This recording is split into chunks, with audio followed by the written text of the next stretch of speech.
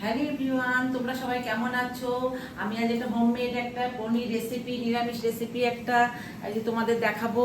এই যে ফার্স্টে পনির নিয়েছি, আর এদিকে টমেটো, গোলমরিচ, চিনি, দারচিনি, লবঙ্গ, কসুরি মেথি, আর এদিকে লঙ্কা, আদা আর কাজু বাদাম আর পোস্ত দিয়ে একটা পেস্ট করব। আর দুধ দেব, জল দেবো না, একদম দুধ দেব, আর ঘি, তেল। এই যে প্রথমে তেল দেব, সর্ষের তেল দেব। তোমরা চাইলে রিফাইন তেল দিয়েও করতে পারো। এই সর্ষের তেলের মধ্যে আমি একটু হাফ চামচ মতো ঘি দিয়ে দেব, তাহলে স্বাদটা খুব সুন্দর লাগবে। এর মধ্যে একটু লবণ দিয়ে দেব, লবণ দিলে তাহলে কড়াইয়ের গায়ে লাগবে না। তারপরে একটু পনিরটা হালকা করে একটু ভেজে নেব।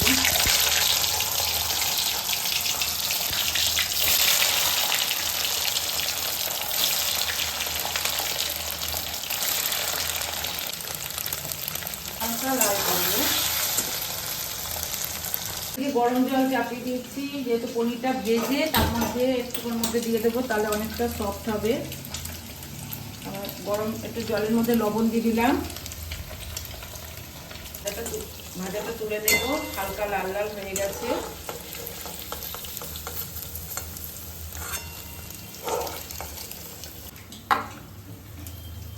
লঙ্কা, আদা, কাজু বাদাম আর পোস্ত রাখা দিয়ে দিলাম, এটা পেস্ট করব। তার মধ্যে টমেটো দিয়ে দিলাম,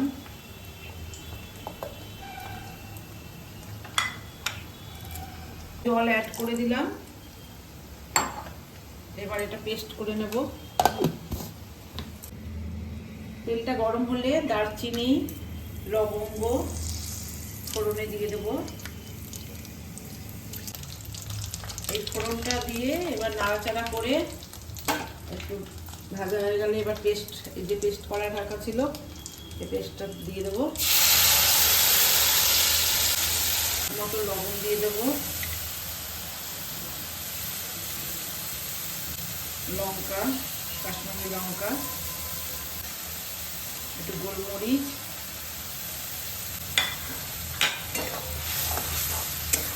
পেস্টটা ভালো করে নাড়াচাড়া করবো।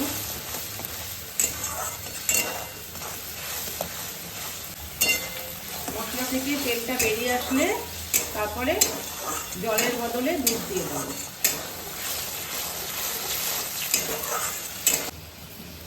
এই যে জলের মধ্যে লবণ দিয়ে জলটা ফুটিয়েছিলাম, এই জলটা পনির মধ্যে দিয়ে দেবো, ভেজে রাখা পনির মধ্যে দিয়ে দেবো।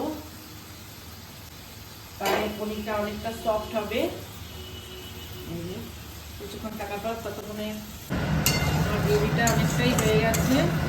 এবার এর মধ্যে আমি দুধ দিয়ে দেবো, এখানে জল ইউজ করা যাবে না, দুধই দেবো।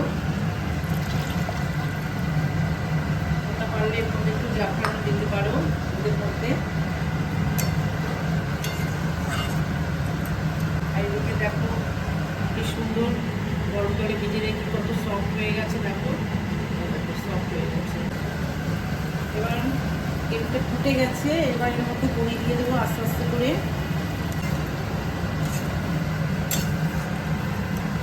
নাড়াচাড়া করার পর একটু কসুরি মেথি দিয়ে দিলাম।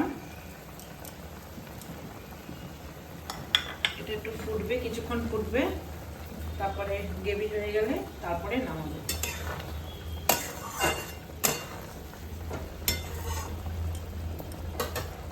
এই যে আমার গ্রেভিটা হয়ে গেছে, এবার একটু গরম মশলা দিয়ে দেবো। মশলা দিয়ে কমপ্লিট আমার পনির নিরামিষ রেসিপি। তোমাদের কেমন লাগলো কমেন্টে জানাবে। এই যে এখান থেকে নিয়ে আমি একটু ট্রাই করে দেখি কেমন হয়েছে।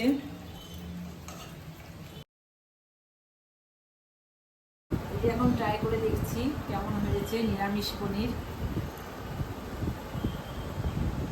আর খুব সুন্দর হয়েছে।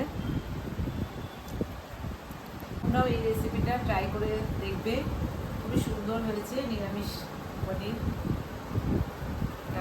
এটা বন্ধুরা লাইক, শেয়ার, সাবস্ক্রাইব করতে কিন্তু ভুলো না।